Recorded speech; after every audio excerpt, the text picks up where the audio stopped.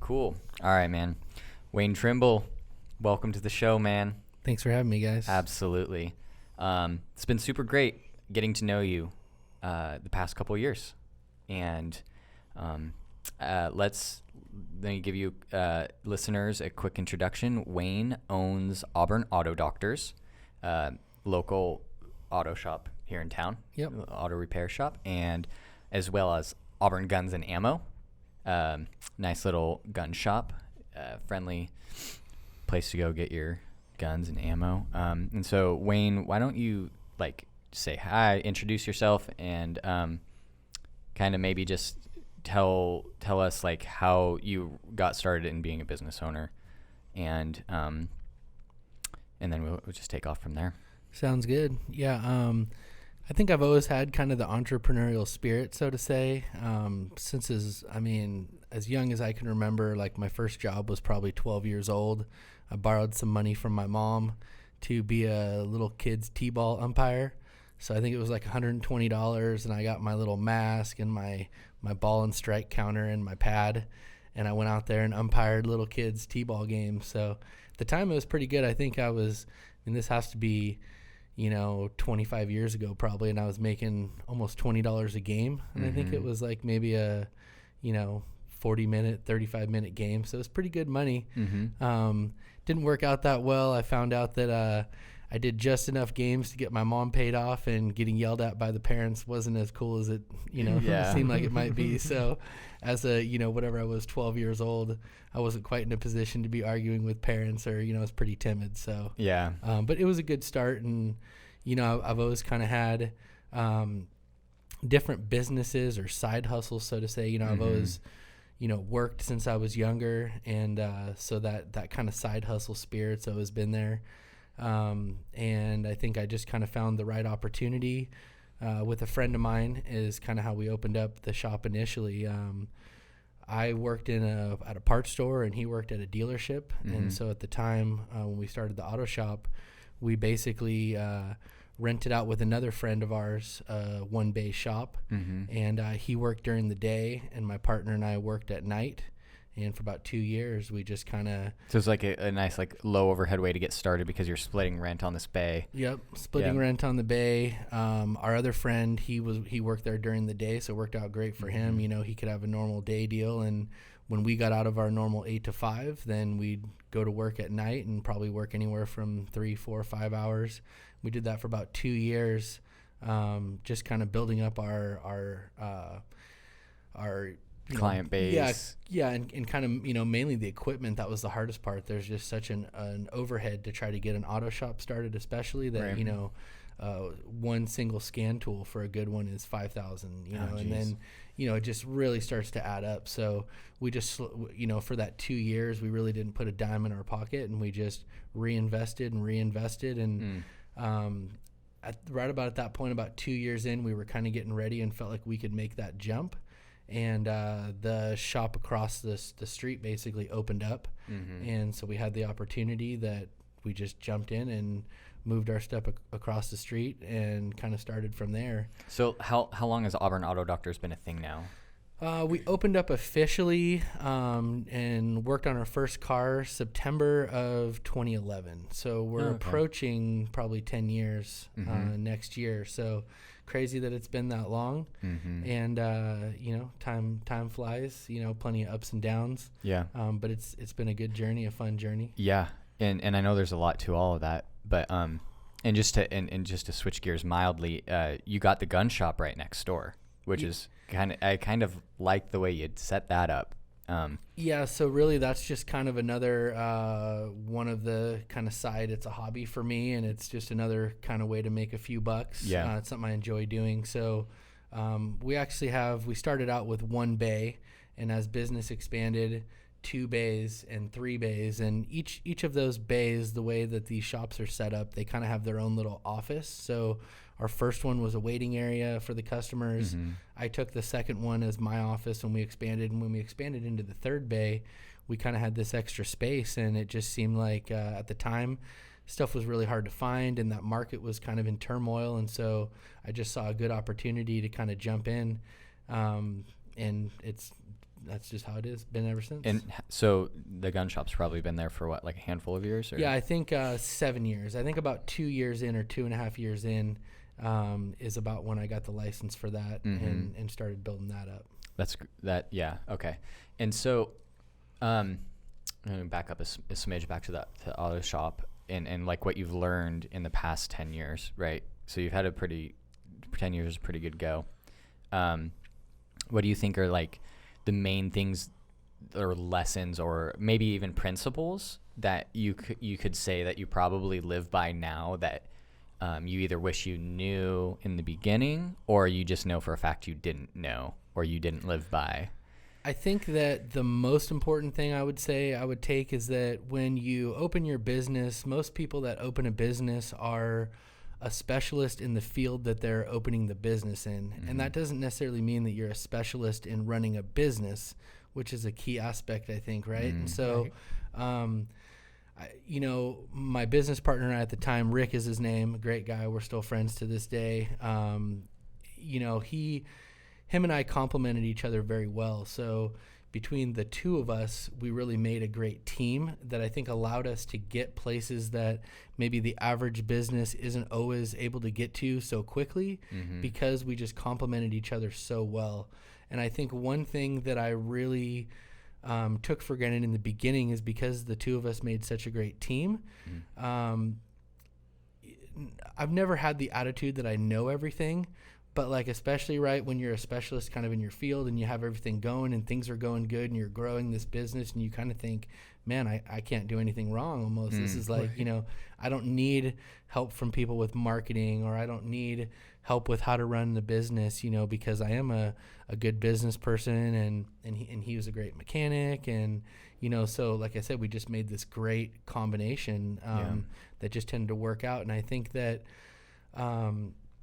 after 4 years of having the auto shop, we kind of got burnt out a little bit is what happened. We were doing great. We were doing good business, but it wasn't necessarily as profitable as it needed to be at all times to keep reinvesting in the business, pay our guys, pay us is always, right? The business owner. Right. You were treading water. Is always the last person to get paid. Yeah. Right. Now, some of that's kind of a little bit weird too, because obviously we reinvested some of that money into the gun store. Right. And so the gun store was kind of a blessing and a curse because like this money that maybe we should be having, we were kind of reinvesting it into another business where maybe we really needed to just stick with what we were doing and maybe that would kind of change some of those things. So I still feel like in a way there's part of that can hold you back, right? One business is hard enough. So I think with two, I definitely wouldn't recommend it to anybody. I'm kind of in that boat now. And again, it's great. I love what I do. I've got it kind of compartmentalized and I definitely feel like I can do a good job of running them both. But I mean, don't get me wrong. I still have struggles with that. And I still realize that, I'm still have 1 foot in one and 1 foot in the other. And maybe I would have a little more success in both if I only had one or the other, or it's maybe time to make the next step to find kind of management and bring in a few more people to where the businesses can run themselves effectively a little more with my guidance. Right. And so I guess what I take away from that is looking back, you are painting the picture of like how much you valued a good partnership. Yeah, definitely. I think that especially looking back on it now, either of us would look back and say, wow, like we didn't realize what we had back then to a degree. And we kind of took some of that for granted because I can tell you that, he's still successful and I'm successful and doing our own things. But I think both of us have realized that there is a lot that the other person did that we maybe took for granted that, you look back and you're like, man, it was really nice when I didn't have to stress about this whole other half of, things. I mean, I kind of ran the business and the front office and he kind of ran the shop and getting cars out. So I never had to worry about, I'm still knowledgeable about cars, but I was not the guy that had to worry about getting the car out the door. I worried about getting the car in the door and he worried getting the car out the door. And so it really helped us a lot to you could focus on what you were good at. That's what he was good at, and I did what I was good at, and so it just really worked out well for us. Yeah, that's kind of like what Charlie and I have going on. Right. Yeah. Cody's more the visionary, and I'm more the, okay, when do you want this done by? And this is what we got to do to get it there. Yeah. And Cody's like, hey, this is the problem we need to solve. And can you imagine like what we do now without each other? Right. It just like it. Yeah. I wouldn't. Right. I wouldn't. Like, it's definitely tough. So that's been a huge learning curve, right? And like I said, it really wasn't anything that was a horrible, separation or anything. right. He made the decision that he had an opportunity to go do classic cars and custom stuff, and that's really what kind of spins his wheels, turns his gears, whatever. Like that's what really drives him. Yep.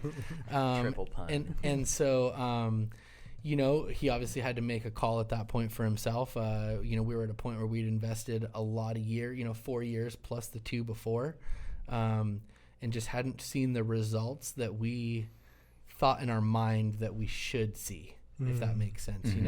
Oh, totally. Everybody has a vision of where their business should be or what you'll have. Do you think, like, let's just say he never decided to go do the classic car thing. Yeah.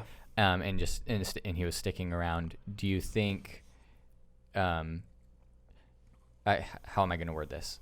Because you don't know, like the way it happened is the way it happened, and you can't know otherwise. But I'm just saying, I'm just wondering, like off of like your inclination, do you think?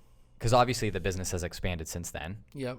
Do you think it would have had the potential to expand more, or do you think it would be likely that it just kind of would have ended up in a similar place? Like I'm just kind of curious to know the way you feel about like how that.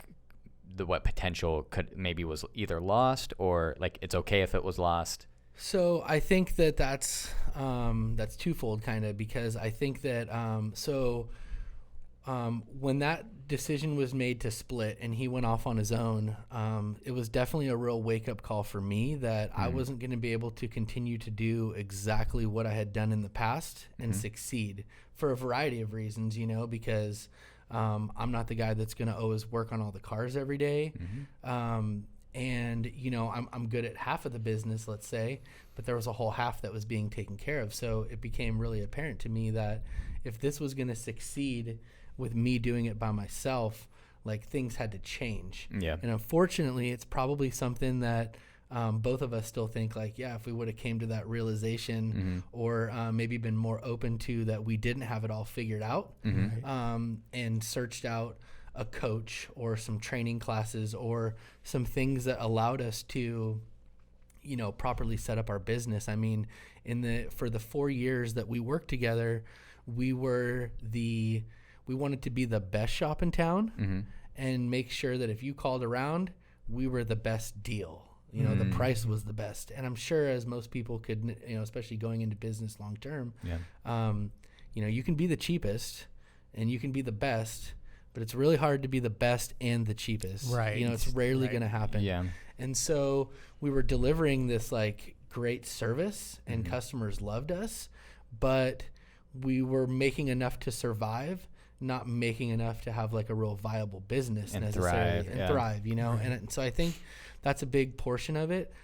So part of it was I knew that I had to do something different. And so I saw I saw a class that one of my parts suppliers puts on, and to this day he's one of my business coaches. Right. But basically, is that one of your masterminds that you're part of? Yeah. Okay. Yep.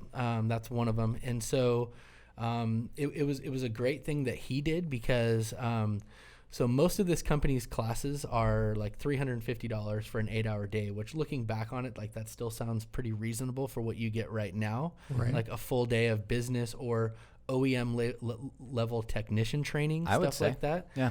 But when you have no money, $350 is like strapping. Man, that's like that's a whole month's worth of advertising for me. You know what I mean? And so you have to like really stomach like, is this going to pan out for me? What they did that was great, I think, for those groups and to build those groups is they offered this class. It was an 8-hour class for business owners, and it was called the Keys to Success or something like that. And one of the big captions in it says, are you making 20% of your gross revenue? And I'm like, hell no, I'm not making 20%. Like I'm making like 1% if I'm lucky, or whatever, right? Yeah. Like it was just really slim at the bottom line. And I thought, well, wow, like that's where I need to be. I looked at my gross sales and I'm like, if I'm making 20% of gross sales, then like that's the successful business that I want to be at. And so all these things that he talked about in this 8-hour class just totally blew my mind and flipped my perspective on so many things. So this is interesting because this is actually a good episode so far. We're going from like talking about like the value of a good partnership, and now we're transitioning into like the value of like investing in yourself. Yep, definitely. Because you still invest in yourself. Yeah, I mean, it's something that I absolutely believe in. I love training and education. When I make a purchase, I don't just like go on Amazon and just buy the first thing that pops up, right? That's just not my mentality of how I buy stuff. I'm a researcher, so I get in there and I'm like, okay, what are the best options? Let me compare these, like sometimes almost to a fault, Right. I analyze so much before I make a decision. But I think that, getting back to the training and investing, it's something that I want my guys to do. I instill that in all my guys and gals, I guess. I don't have any gals right now, but, that's what I want for my people. I want my people to feel the same way. The education is important. And, how are you going to better yourself as a salesperson in the office or a technician? The process is so much slower if you're only relying on the school of hard knocks versus learning from these people that have already done it before and probably do it better than you because they've already learned from the school of hard knocks. And now you're able to take that in and better your business without necessarily falling in every pit along the way. That is something I think, let me know your thoughts on it, Charlie. Like, I feel like when we started out, and I think, we're still pretty early in our journey, we intentionally went into everything we've done so far, like inspired or like influenced by some form of education that we put ourselves through. Right. Yeah. So it's like, we'll learn about something and then we'll go and like, okay, how do we apply this? And it's not a perfect, like the application is never perfect. It's like, oh, you get all these great ideas and then it's like, oh, I'm going to go implement these. And then like a month later, you're like, well, I did about 50% of it, but it's still better than not having that knowledge in the first place, Right. Or just like the concept of, or like sometimes like concepts where it's like, what are we really accomplishing by hosting a meetup? Right. Or hosting a podcast. Right. And like what you're saying about the research, like picking out what you're going to invest into. And if it's, I guess what it reminded me of was like Charlie and I are obsessed with learning things too. Yeah. And then it's like, that's a really good, almost like invaluable habit. Absolutely. Like, hey, I was listening to this podcast, and even if it's not instructional, like even if it's not like, hey, that maybe whatever the content is, a video maybe, even if it's not do 1, 2, 3, 4, even if it's just somebody telling a story, and you can say, oh, well, this person went through this, and you just naturally deduct the lessons they learned. Right. And you can just be like, well, I'm going to skip that whole pitfall, or that whole booby trap, Yeah. And I mean, for better or worse, probably to a fault, I'm a serial entrepreneur, like we kind of talked about. I mean, you and I think, I feel like are very similar in some of that where like, I mean, my brain is just constantly turning and ideas are coming out like every day, all day long. I just have all these different ideas. And so, even just listening, like we talked about earlier to some previous episodes of the podcast, I just like listening and learning about how other business owners, how did you find a way to make money? What channel, what niche, and just learn about so many different things. I mean, there really is 1,000,001 ways that you can make money today. Yeah, right. And I mean, I pick one or two, you pick one or two. Yeah. But the reality of it is there may very well be a better way to skin the cat. And I mean, who knows? Maybe I take, somebody selling on Amazon is definitely nothing of what's going to relate to my business exactly,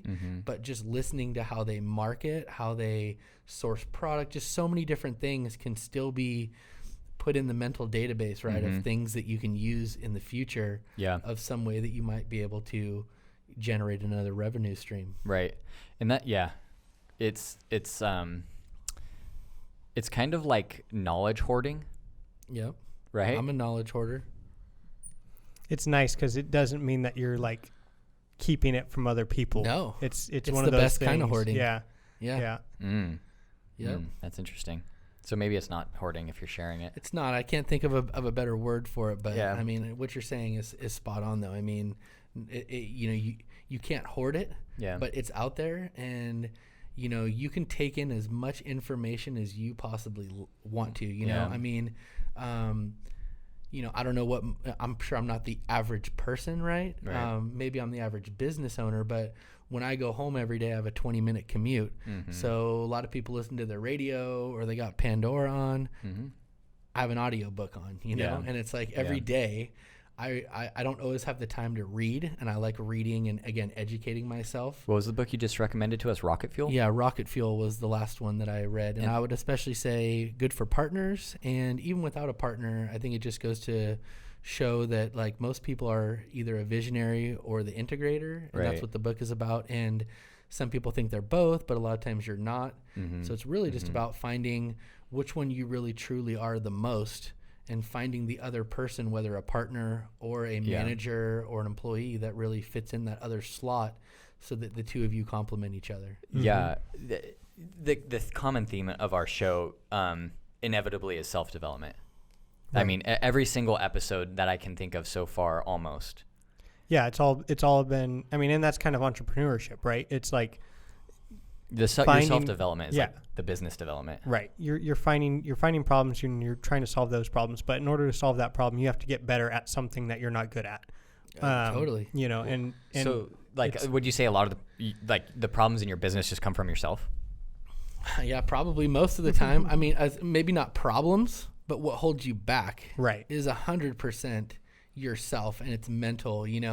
What's great about joining a mastermind group, 20s group, whatever you want to call it, for me, the best thing was, especially the first year after, the two of us had kind of gone our separate ways.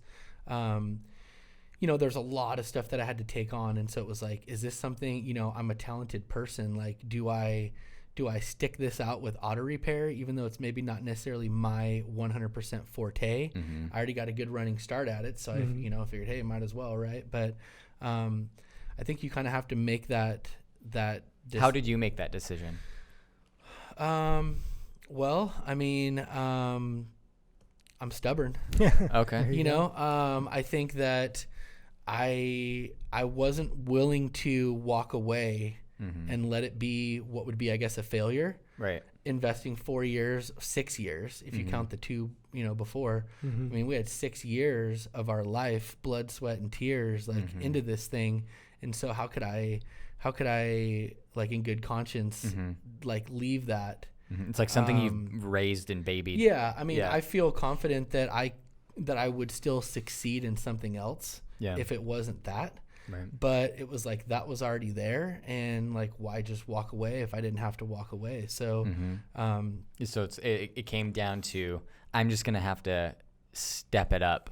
Yeah, I mean, and make it happen. Exactly, and see what happens. And I mean, I felt fairly confident, but I mean, so even crazier than that is at the time when we separated and parted ways. We had hired an office, Colin, who's still with me to this day. So he's been with me for about 8 years now. Okay. And so when Rick went to go do his thing, it was myself and Colin, and both of us are kind of more specializing in the office, right? So literally 4 years in, Auburn Auto Doctors had 0 technicians. Right. to actually get cars out the door, which is kind of important, you know? Right. Then that doesn't mean people are not calling you anymore. Like you're still getting calls. So like, would I be lying? I'd be lying if I said I wasn't worried. Like, of course I was worried, right? Yeah. Like that's a pretty stressful situation. Yeah. You know, things work out. The universe provides, you know, whatever you want to say. Somehow it always seems to work out when you really want it to and you're dedicated to. So another really good friend of mine, he at the time, I've known him since I was probably 18 when I started at the parts house delivering. He was one of the guys I delivered to. We became friends, and he was kind of a mobile mechanic, kind of doing his own thing. And, you know, he was very good at working on cars, but the business part of it was just something that he was not interested in. And really just not in his wheelhouse to be able to handle. And it was more hassle for him than what it was worth. And so he had been filling out, because we'd only had Rick, Chris is his name, my first tech that I had after Rick. He had been filling in part-time. Like if he didn't have jobs certain days, or we could squeeze him in, and Rick was a little overloaded, Chris would come in and we just sublet work to him, and he'd kind of work for us part-time, and I would just write the check to his company and you know whatnot. And then you eventually hired him. And so what happened is, right when, you know, that was kind of at the separation, and he was already kind of fed up with working on his own, and so brought him in, and he started working full time, and then it was me and him and Colin, and then just have kind of slowly you know, grown it from there. It sounds well, I already know this about you, but you're good at prospecting opportunity, right? So whether that means somebody like Chris, where you're like, okay, and like you're collecting the data on these opportunities, right? So if it's a potential partner or a potential employee, it's like, okay, what are they good at? What are they struggling with? Like, I feel like you're the type of person who's always looking for, do we complement each other? Can we kind of co-elevate? Yeah. Or if it's not people related, is it like, I feel like you always have your eyes open for opportunity. Do you think that's totally. like true? I mean, again, I think it goes back to the entrepreneurial spirit, where like just like you probably, right? You're and Charles, any of us, like we're probably always looking for any opportunity that might present itself. I think that having failures in the past, or working with other people that maybe didn't work out in the past, and there's like a lot to go with that, you know, but I think that ultimately, you have to realize that some people might be a great worker or a great employee, but they might not jive with your business and how you want to operate it, and how you know, your culture. And so there's so many things that go into that. But how do you feel about that, by the way? I'm just culture. Yeah. Just like culture and values. Like, I think I'm really big on that too. I mean, I think a lot of how I try to run my business, am I perfect? No, I'm sure I'm not. But I remember what it was like to work in the corporate world, and how I was just another bean in the jar, you know? Right. And I wanted to make sure that I do my best to take care of my people and pay them the most amount of money that I can afford based on what we're producing, and bonus them appropriately if they're doing more than the minimum. You know, once or twice a year, we do company team building events. That's right. We were just talking about that, right? Yeah. And so like one of the things we did, it's been a couple years now. There was supposed to be one in 2020, but it got canceled with COVID. But one of our parts suppliers, they do like a huge training expo. And so, it probably cost me $10,000, I bet, to send. I closed down the shop for 3 days, and I flew the entire shop out to Dallas, where this training convention was. And so not only did we get training, which I'm big on as well, but like, what company have you ever worked for that flew you out to another state and like did training? You know, we went out and we ate dinner out at these restaurants. You know, we did. You made fun it a good stuff. time. Yeah, we had fun, and we made it a good company trip where we could bond. And that's like the culture that I want. You know, I want us all to be, you know, it's work, it's serious. We still have to make money and get paid, but I wanted it to be a good, fun work environment where literally, I mean, auto repair is not an easy business. It's not always a fun business. It's not glamorous. You know, customers come in, if their stuff's broke down, they're not happy, you know? And so it's important to me to find a place where I think all of us come to work every day and we enjoy coming to work. And it's really like I'm showing up every day to hang out with my friends. We just happen to have a job together and make money but it's, you know, it's still serious work, but you know, the culture and all that plays an important part for me as well. And do you think that those like bonding experiences help you as the leader of the organization help like as you get closer with the employees, or maybe not closer, maybe you build more trust, or you build more, let's just call it trust, because I don't have a better word. I like to think that it gives me retention. It gives you retention. Yeah. You know, I feel like if I treat my employees better than anyone that's ever treated me, or know that I, even in, you know, with other, you know, shops here in town or locally, or if I got somebody from another, you know, state or county or whatever, right? Like, I think that the most important part of that for me is just knowing that my people care about them, and that I have their back, right? And like, they're showing to work and going to bat for me, right, and my customers and all that, right? But we're a team, and we're going to succeed together, or we're going to fail together. And if all of us have our head in the game, like, we're not going to fail, you know. Right. We're just going to keep doing what we need to do. Well, that's where I was going with it, is like, the way you treat your customers, I think, is like pretty phenomenal for like I'll just say for an auto shop, right? And you know what I mean by that, like the little cookies you put in people's cars, you know, and just like when you're done with it, you know. Yeah, just the little things to say thanks, or, you know, everybody's used to the auto, you know. Auto repair definitely has some stigmas attached, you know, that if you're an auto shop owner, not everybody thinks this, but the stigma is, right, like, if you're an auto shop owner, you're crooked, right, you're dishonest.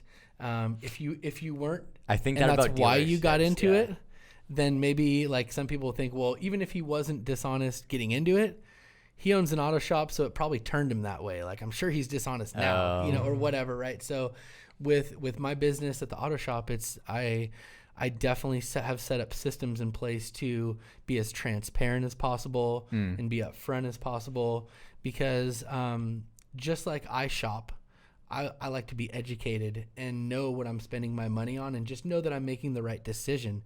And I think auto repair is no different. And I would venture to say that probably the vast majority of auto shops are just your everyday guy like me, honest guy that just wants to make a fair living and happens to work on cars, you know?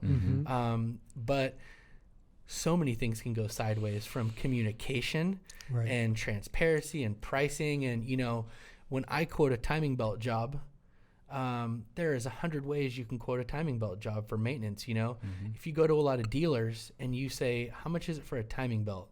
They're going to quote you the labor for the timing belt and the labor, and that's it. And it's going to be half the price of what mine is, because I'm going to quote you all the related parts that are in there. You know, the timing belt runs on a set of one or more pulleys. There's a tensioner. There's usually a water pump on most modern vehicles with the timing belt. And these are like things that could possibly be wrong when you dig in. The belt runs on all those items, right? Yeah. And so let's say the water pump, for example. If the water pump, you know, you do the timing belt, because if it fails, there's a very good chance that you're going to have catastrophic engine damage and you're replacing an engine.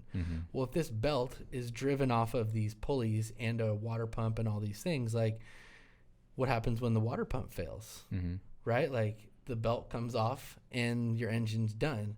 So to me, why would you know, you're doing one of the pieces as preventative maintenance to prevent something bad from happening, but you're not doing all the other pieces. And if one of those pieces, the same thing happens as what you replaced the belt for. Right. But I like the way you approach it, because you inspect the car, and then you basically provide the customer with a literal printed report with pictures and videos. And, like, you guys literally document everything on the car when it comes in. Yep. And then maybe as you guys are doing the work, you're documenting with pictures, and that all ends up like in that report. And I'm speaking from experience, because I took my car there. That's why I know. It's just, if you're wondering, the listeners. And so it's nice, because you're like, okay, you can see what they recommend, but then there's the picture, and you're like, oh, okay, like, you can't lie. Right. It's like you took a picture of the brake pads that have no material left on them. Exactly. Or, hey, your oil pan's leaking. And everyone has, a lot of this comes down to opinions, right? So what's the difference between a seep, a leak, gushing out oil, right? So, I mean, severity, exactly. Yeah. And so, and that's what customers sometimes want to know. And so we also have kind of the traffic light system, the green, the yellow, and the red, right? And so, like, you're good to go. Yep, green, you're good. You should take caution. Yellow, you should take caution. And red, like, you shouldn't. You need if it's in your budget, you might need to do it. Or maybe it's something where, hey, your oil pan is seeping. We're seeing some wetness. That's yellow, right? Like, it doesn't need it right now. But like, we should keep an eye on this, and next time if it gets worse, like, you might need it. We're preparing you, so that the next time you come in, you don't have this like huge bill or like, what do you mean? I have a question for you, and I think your business or industry specifically is uniquely qualified to answer this question, and it comes down to like the customer being right. So like, what happens, or has it ever happened maybe, where the customer has something severely wrong with their vehicle to the point where it's like a legitimate safety issue, and they refuse to basically let you fix it for them? And it kind of puts you in a predicament of like, wait a minute, like, now you may or may not kind of feel responsible for like, well, we're trying to get you to do this, and partially for your own safety, really, not just because the car needs it fixed. And maybe they don't want to pull the trigger on it, and you're like, well, now you're going to drive away from our shop almost at risk, like really at risk. Like, has anything ever like that ever happened? Or like, no, well, or people not so much. I mean, you definitely hear stories of that, and people that will make you, like, oh, your brake pad completely fell out of the caliper because it was so metal to metal. And so now, like, when you push the brake pedal, fluid's actually coming out. Like, you're 2 stops away from no stops, right? Right. Probably not something that you should drive out. So I would say, I would probably have that serious conversation, or, hey, like, you need to get this towed out of here. And if you want to take it to another shop or take it home or whatever you're going to do, like, this is not safe to drive. I would say, I can't think of a case where I've really had that. I'm sure it's rare. I'm super kind of argument. Most of the time, customer comes in, if they're to the point where like their brake pad's blown out of the caliper. I mean, they've heard some noises. Like, they know, they know something is definitely wrong. And they're coming into the shop like expecting that they're gonna have some kind of a bill. Just what that bill is the unknown. So probably what's more common are those like elusive troubleshooting problems, right? The worst. Yep. We actually have a car in. We just figured it out actually, but. We had a car that after you drove it, it was I won't even tell you what car it is. It's fine. But so it's customer was driving it around, and she uses it on a daily basis for deliveries and stuff like that. So like, that's her work. Like, she drives it a lot. Like, she could go 3,000 miles in a week and need an oil change. Smokes. Like, crazy amount of driving all day, 10 hours a day. So she would be driving her car for hours. And then it would randomly just die. Sometimes it would restart. Sometimes it would not restart for 15 minutes, half an hour, 45 minutes, and then it would randomly restart and be fine again. I had a Grand Cherokee that would do that. I mean, sometimes cars are weird. It was a 99. Intermittent diagnostics is the worst. Yeah, we went through like a computer. We went through sensors. And some of that sounds like misdiagnosis is what we call it. Oh, trust me. We call that get out the parts cannon. I got the shaft because I was on my way to Vegas down the 95 in the middle of Nevada. And this is when this thing decided to croak randomly. Just driving, and it would just shut off. I'm going 75, 80 miles an hour in the middle of the desert. It would just shut off. Yeah. And so eventually I had it towed into Vegas. I was like 2 hours out. And so we went to like a dealership, and like they're like, oh yeah, dealerships, I would say, and I mean, I definitely they're like out of state. I'm gonna preface this with definitely not all dealerships and not all techs, but I would say that what I've found, especially because I've hired technicians from dealerships and from the aftermarket, and depends, like, we work on all makes, all models. So somebody that's worked on all makes, all models is experienced in how all the different manufacturers do things. So If you know Hondas, then you can do Hondas really great, but Toyota might do it backwards from Honda. And then if you diagnose like Honda, then you're just spinning your wheels, Right. And so what I've noticed is that a lot of dealerships, because they have the parts department, the service, like everything's under one roof, right? So if you're not sure, or you're too lazy, or you don't want to take the time to properly diagnose a vehicle, it's real easy to walk over to the parts department and say, hey, I need a mass airflow sensor. And you put it on the car, and then it doesn't work, and then you bring it back, and then you might actually do some diagnostic, or you might load up part number 2 in the parts cannon and throw it at it. Now, if I were to do that, surprisingly enough, the dealer doesn't want to take the part back. Right. So, in the aftermarket, and some shops still get out the parts cannon, I'm sure. But that is definitely not how we do stuff. And that's why I spend a lot of money on technology and making sure that we have all the proper tools and equipment to diagnose, because one thing I'll tell you for sure is I will not waste your money on parts that you don't need. Right. And that's something that nobody wants or need, and is a big fear, especially with diagnostic. And so that's a big thing for us, for people that I hire.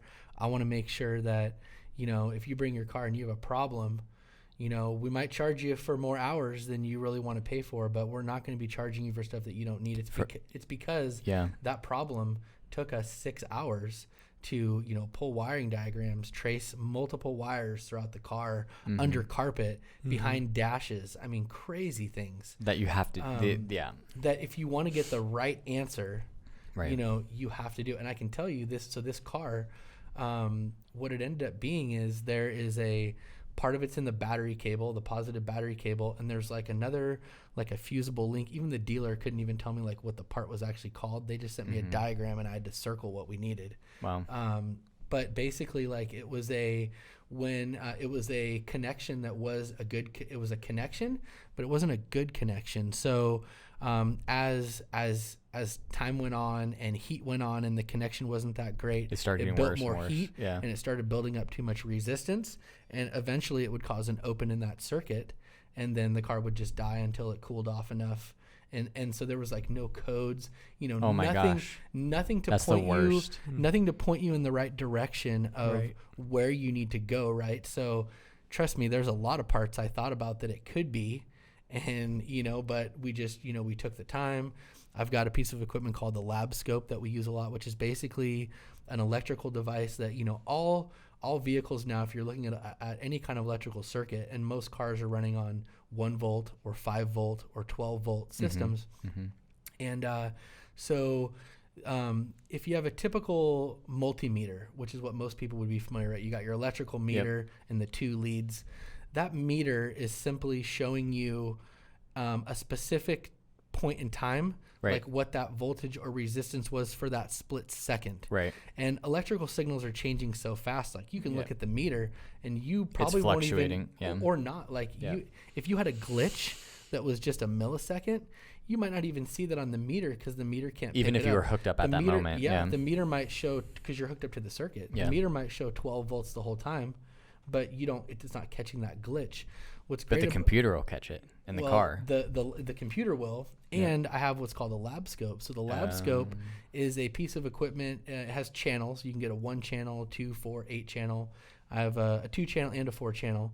But you can essentially hook up multiple circuits at one time, and you can monitor these circuits like while you're driving. So I don't have to watch it. I just hit record, and you go drive around, and eventually you'll catch a failure.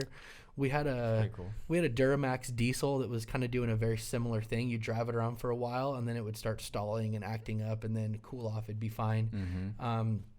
It took us probably 2 or 3 hours just to narrow it down to what specific circuits it was on. There was 3 circuits that could potentially be a problem. 2 of them were 12 volts, 1 where it was a ground.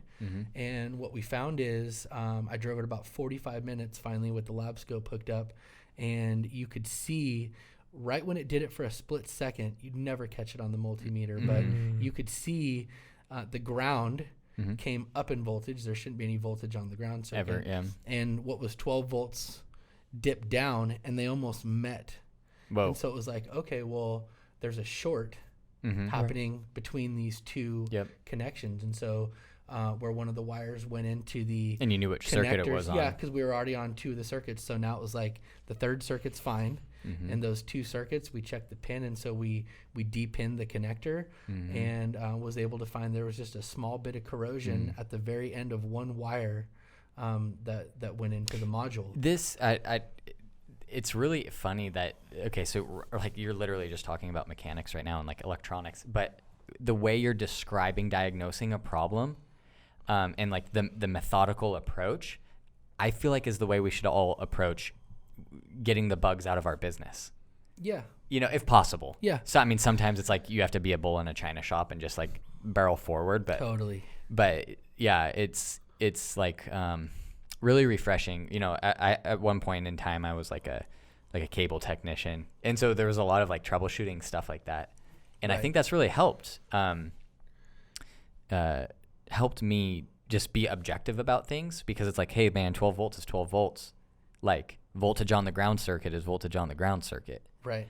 you know. And so it just kind of, I just wanted to chime in there. And Yeah, no, I mean, I think that the process, you know, processes are big, right? In any business, and how you do things, especially as you expand to, processes are easy when it's you and Charles, right? Because you guys talk, you know what you want to do, you're on the same page. But now when you actually start hiring employees, that's when I think it becomes even more of something that you need to do, because you know, there's always going to be an excuse of, oh, I forgot this, or I thought we didn't do it like that, you know. But when you kind of write the stuff down, you say, hey, this is how we do some of our stuff. And so I learned what I would say is our diagnostic process at the shop from, you know, my old business partner, Rick. I mean, he still to this day is, I think, one of the best technicians that I know, right. And just had that right mindset. And again, he came from working on Chevrolets and Subarus, and so very good with those cars. And he'd worked on a lot of other cars too. But when you get a, you know, Hyundai in or something that you don't really specialize in, and you have to like look up all this information, we have a lot of different software platforms that we can get information from. And so he created a really good system of, if a car came in that he didn't really know the car or where to start, it was like, okay, this is where you go first, and this is where you go second. You know, we have another source that we subscribe to that's kind of a database of pattern failures. So you can punch in the vehicle platform, and you can punch in codes, and it'll kind of give you a list of like what has been found in the past from other people that have had these problems. It's like a knowledge base. Yeah. Yeah. And so like, that's cool. You know, I mean, there's just a lot of different ways that you can get it. So like I have a newer technician now, and he's doing great. But, you know, just trying to teach him our process to get through things faster. You know, he came from the dealer, so he's used to, you know, you look it up in the repair system, and the dealer has a trouble tree, like do this, if this doesn't work, do this. Have you tried resetting the computer yet? Yeah. You know, and it's like, I would say that 20% of the time, those get you to the right thing. You know, they're meant for the robotic technician to, you know, and if that doesn't fix it for the 20% of the time, well, then you call corporate, Honda, Toyota, whatever, right? And you say, hey, I went through the whole trouble tree and it didn't fix, so now I need real help, right? Right. And then you start kind of diagnosing stuff further. So he was kind of going down the factory trouble tree, and I said, hey, you know, don't forget that we have this other system here. And so we looked up in the system, and it was like he's focusing on one part, which is not a bad, like it's definitely an option, okay? Right, but he's not comprehensively maybe looking at the whole. He hasn't checked all the sources or the whole picture. So I go, hey, did you check out this other thing? Oh yeah, I kind of did, but I think it's this. You know, I go, well, let's just go take a look. And I know this vehicle a little better than he does, just because we work on him a lot. So, you know, I take him to the computer and I go, okay, let's just in 2 seconds here. You know, he spent an hour on this, right? Right. And so this is where like sometimes it's tough. Like obviously, if a customer authorizes an hour, and I feel like it should take an hour to diagnose that, and it takes him 2. I'm not charging the customer 2. I'm charging him an hour. Yeah, because unfortunately, I chalk that up as School of Hard Knocks training, right? Yeah. Right. And we'll get it on the next one. Yeah. But so in about 5 minutes, and I'm no diagnostic specialist. I just have my processes. I look at probability, and I go attack it from there, you know? And so we went over to the computer. I punched in the 3 codes that it had all together. And the number one hit of what the failure was 10 times more likely than anything else. And he was working on the number 2 most, highest, but that's still 10 times less. Right. 10 times less. And so I'm like, listen, man, it's 10 to 1 odds that it's this and not this, And so I came in kind of halfway through. So I showed him the software that we had to test the number 2 part that he happened to be looking at. And the test came back pretty good. So I said, hey man, like we just ran this quick test and I don't think this part is what the failure is. I think it might be, what I think is more common because I've seen it more. And so, we go to the thing and I go, okay, well, here's something I've done in the past to really, get this to come out. And so we were able to get the number 1 cause, but it wasn't like horrible. It was like just bad enough to be a problem, but hard to find. Do you, when you guys solve those problems, do you contribute that to that knowledge base that you're looking things up into? Partially. I mean, I think that like we have multiple knowledge bases and multiple pieces of equipment. And I think that's where the process and the technician's mindset is the most important on keeping an open mind, because there is 10 ways that you can figure this problem out. And literally once I helped him, or gave him a different path, it was 5 minutes. Right. So, I mean, that's the difference between maybe even giving some diagnostic time back to a customer or, like most technicians, especially at a dealership, I run a different model. I run an hourly plus bonus based on your billable hours. So I don't want somebody to cut corners or feel like they're, like they don't do the whole job complete because they want to get onto the next one because they're paid piecemeal, right? Right. I want them to have a livable, comfortable wage that they can know that, hey, like if I take the time to do it right, like that's my number one thing, do it right, that they're going to get paid. But if they can do it right and do it speedy and efficiently, I make more money. Right. And they're going to make more money too. Right. And it's better for everybody. And so it's simply that, some of those things you can make up a little time, right? I mean, sometimes there's jobs that say they take 4 hours. And you can do them and less. they'll take 5 hours if you don't have the right tool. But if you have a special tool that costs you, sometimes it's hundreds, sometimes thousands. You don't buy the special tool unless you're doing the job enough. But if you have the special tools to do the job, that will save you time. So now you're also 4-hour job. A believer in like having the right. Oh yeah, I mean, like even if it doesn't always save you, it's mainly because it saves you time, but really it's just heartache. I mean, how many times have you tried to do any job where you know that somebody that does the job has the right tools and it would be so easy, right? And you're just so upset because you're like, I know there's a tool that would make my life so much easier. There's a better way, and I'm struggling with like, it's like I really need a hammer, but I've got a screwdriver. And so I'm going to like try to make it work. Yeah. Right. It's just like maybe you can get it to work, but an hour job just took you 4 hours and you're pissed. Right. It's like trying to pull a snap ring and you don't have snap ring pliers. It's like, don't even try to do it. Just go to O'Reilly's, buy the $5 snap ring plier and that will be quicker than trying to get it out with two screwdrivers. And mainly like the heartache, right? Right. I mean, I think that's what drives me crazier than anything knuckles, is just, just making something harder than it has to be is crazy. Right.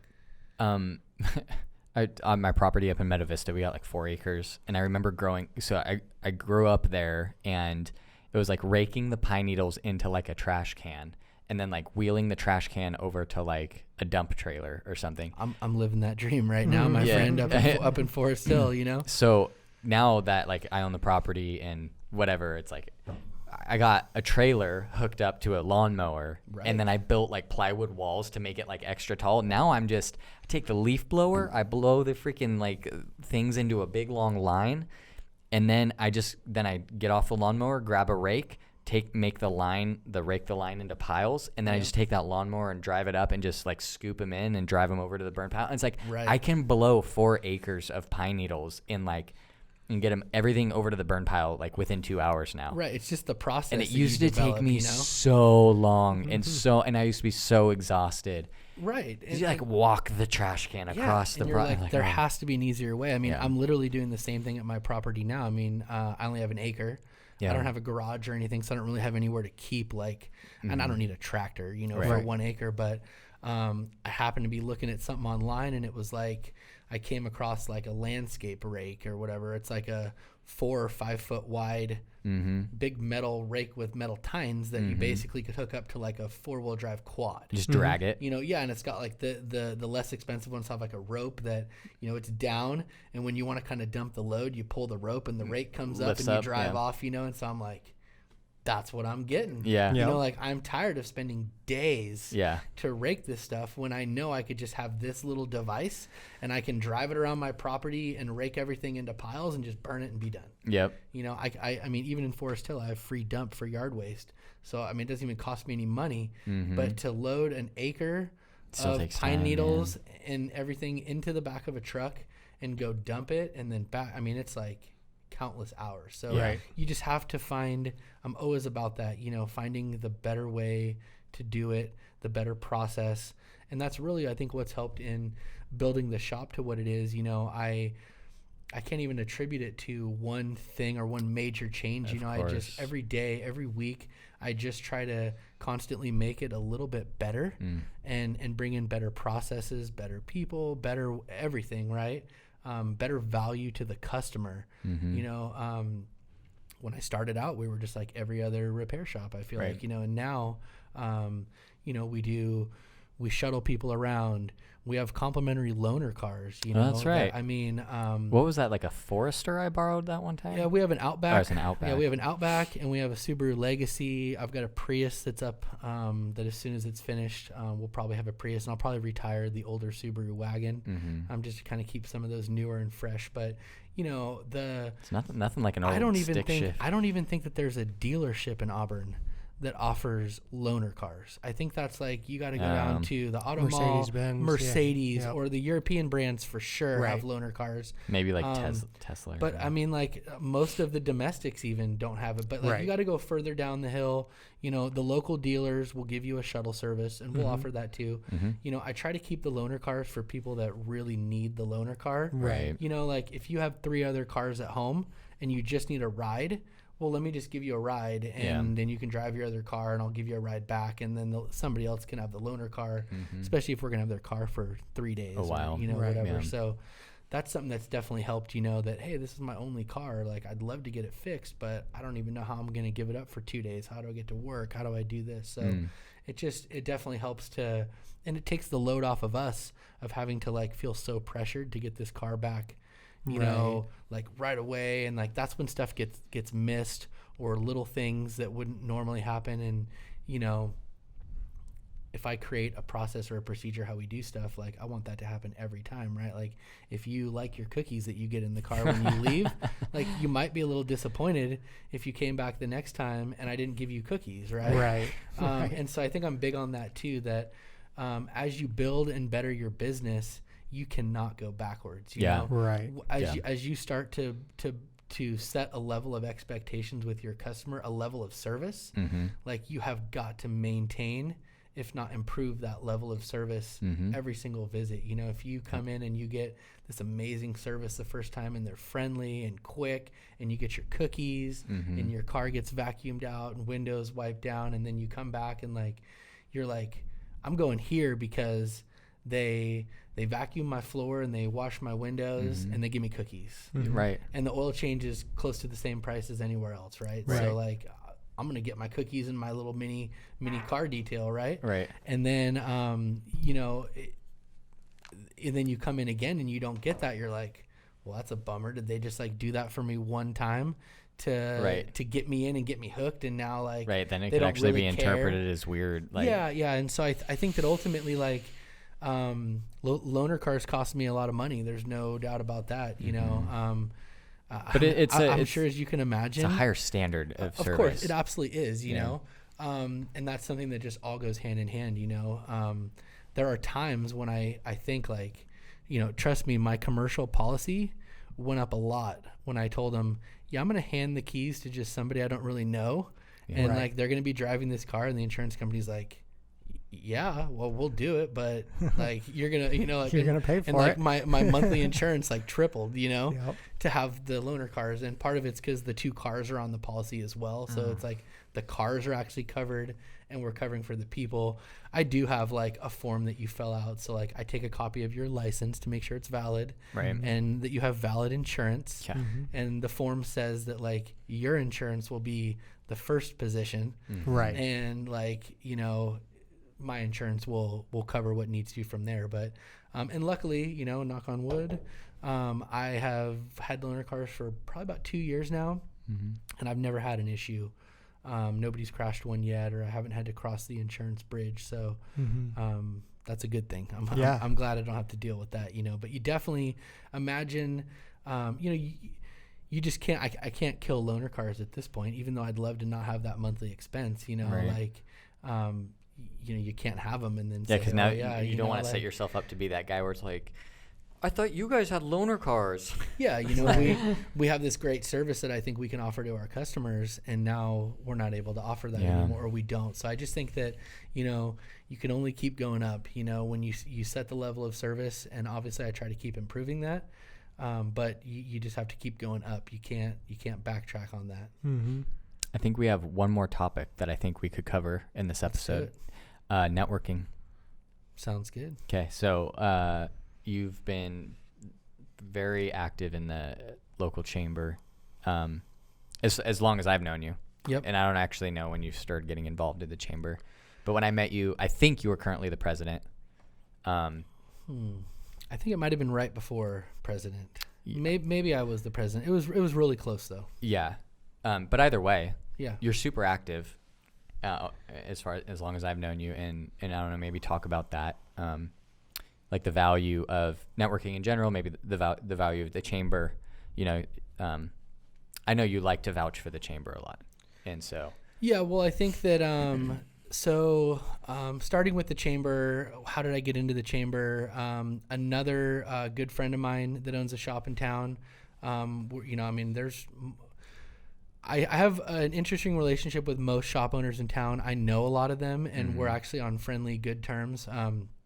When I worked at the parts store, my job back then was a wholesale parts manager. So I sold parts to most of the shops in town and had interacted with them. So, she kind of gave me some advice and just said, hey, like one of the things like I would do if I were you is just like join the chamber. Like that's a good thing to do, like right from the start. And I would agree and, tell anybody that if you're starting a business, joining the chamber early on is a very inexpensive and very effective way to get yourself out there. So, I joined in the chamber, and I always kind of wanted to be a part of the business community and know other business owners. And I felt like that's the people that really like run, and they're like the heart and soul of our town, especially I think as you get to smaller towns, it becomes more and more important to like network into that circle. Right. So, I joined, and like that was part of like, we didn't have a lot of money, to market and to get out there. So it was like guerrilla marketing, right? Like what can I do that's going to be the most effective for free or very little money, and so like, obviously time is valuable, but in the scheme of things, my time was easier, especially at the time, to come up with than money. So it was like, that was just part of my job, and part of what I did with the business is I went and networked and met people. And it definitely was not instant, like I didn't just show up and say, yeah, I'm Wayne with Auburn Auto Doctors, and now everybody wants to take their car to me. There's multiple other good auto shops in the chamber as well. And so it's about, the relationship.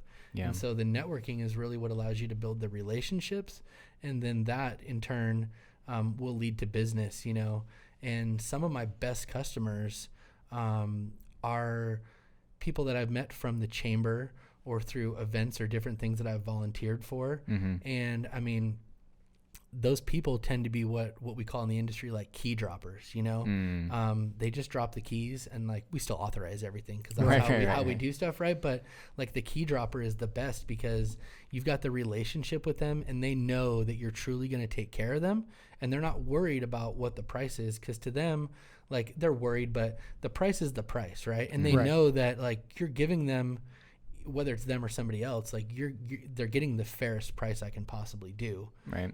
To support my guys, my business, and be here next year when you might need a warranty on the part that I put on, right? Right. And so there's a lot of factors into that, and so that's one thing that's just great about building those relationships is that you get these customers that are key droppers. Essentially, they trust you and they say, hey, like, I'm not going to go anywhere else. Like, to be honest, you're building my website right now for the gun store, and do you know how many other quotes I got?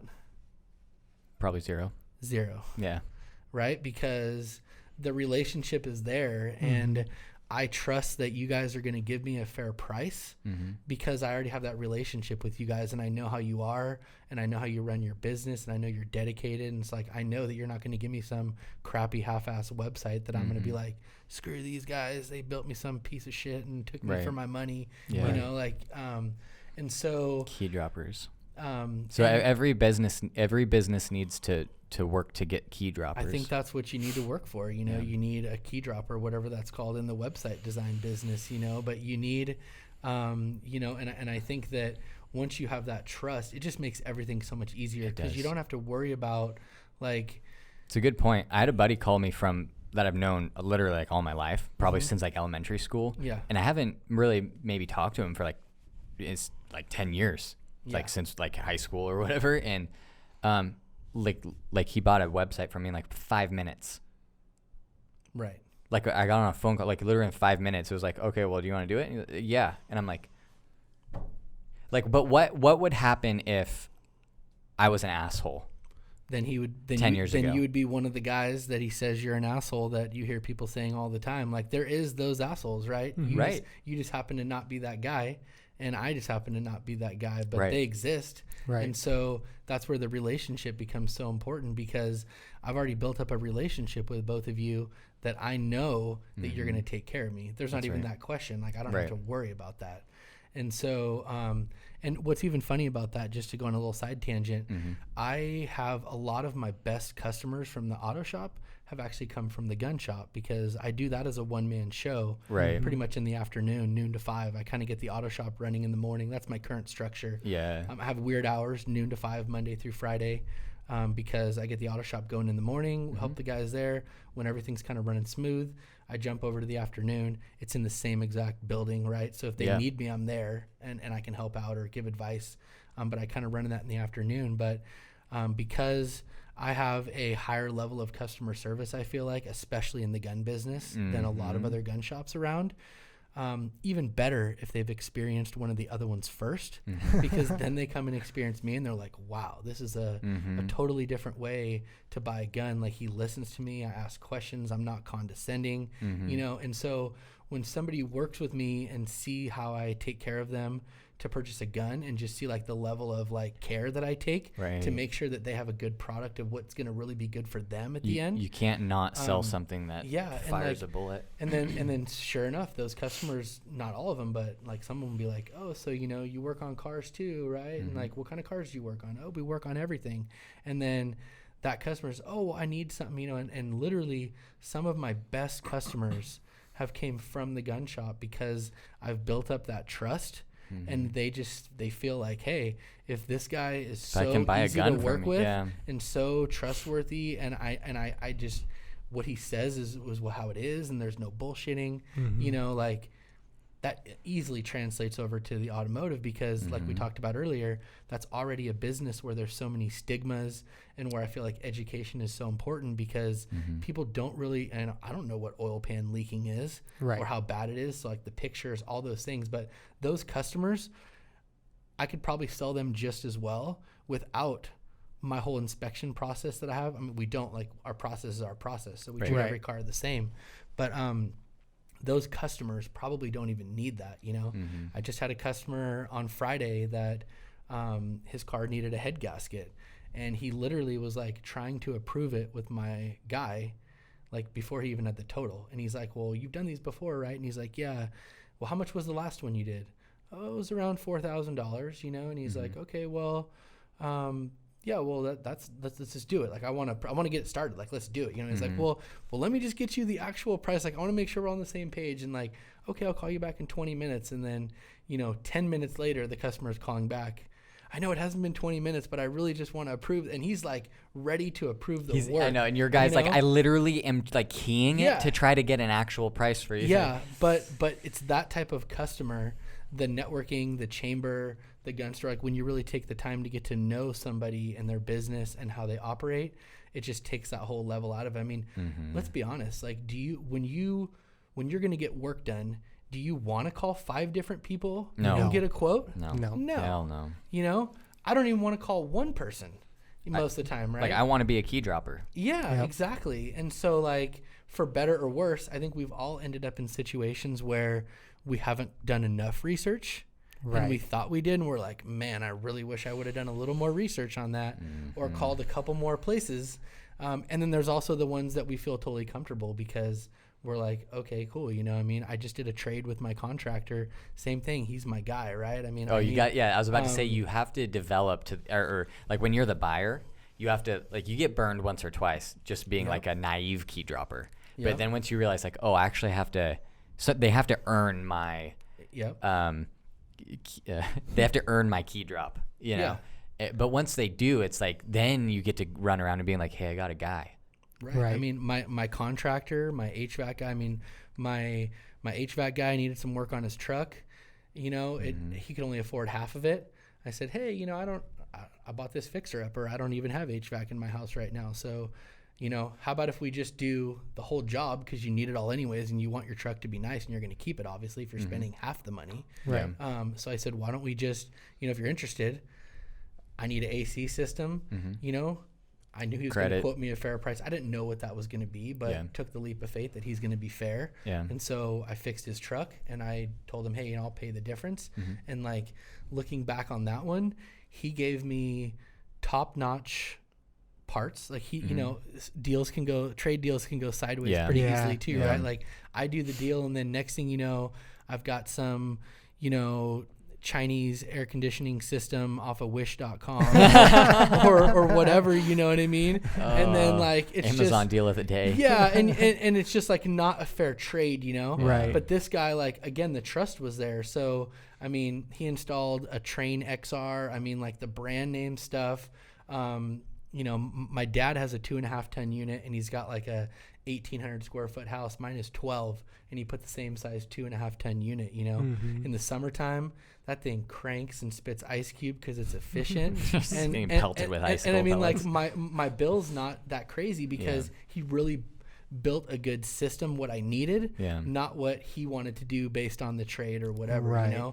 My contractor, same thing. Like, he's doing. I traded him a Corvette that I bought and fixed, and he wanted a Corvette, so he got a Corvette, and I'm getting windows in my house. And while windows were off, it's like, well, maybe we should just do some siding right now. Yeah. And like, I didn't call anybody to get siding quotes, and to be honest, he might even be a little bit more than somebody that but that's not always in siding. Not always the priority. It's not. I mean, price obviously has a factor. Yeah. But just like I know that I'm not the cheapest auto shop in town, like, I will tell you that straight up, right? If you want the cheapest auto shop in town, there's a place for that. It's not me. Yeah. Right. There is a place, and it's not me.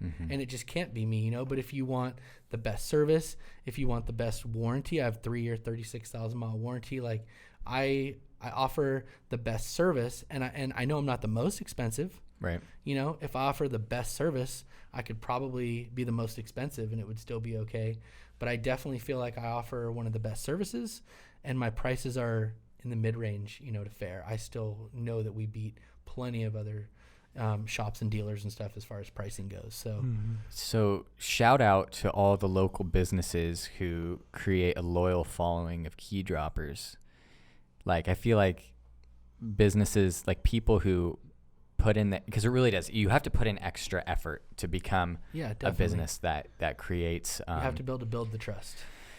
Yeah, but it's so refreshing when you find somebody you can trust. Absolutely. And everybody knows that. Yeah, because just like we said, nobody, I mean, I think that's all of our dream is. And not just local business, any business. Totally. But I mean, like, if you need a service I think that's everybody's dream, is just to have one person that they call and know that they're going to be a good price and deliver a great product, and everyone's happy in the end, you know? Or at least a fair price, if that's what, I mean, Totally. like, as long as it's fair, Yeah. Well, I mean, great price to me just means like you're not getting screwed. Yeah. You're getting, and I didn't say the cheapest, right? That's true. I said a great price. So to me, a great price means that you are getting good value for the product that was delivered to you, you know?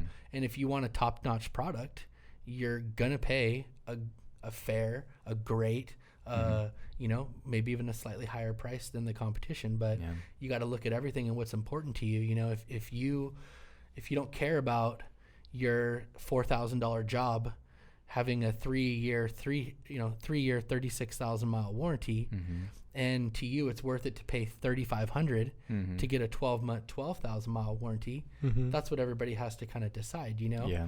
But that's why I try to, you know, load heavier on my benefits to the customer to make sure that, you know, the more value that you can deliver, I feel like price becomes a little bit less of a factor. It's always a factor, right?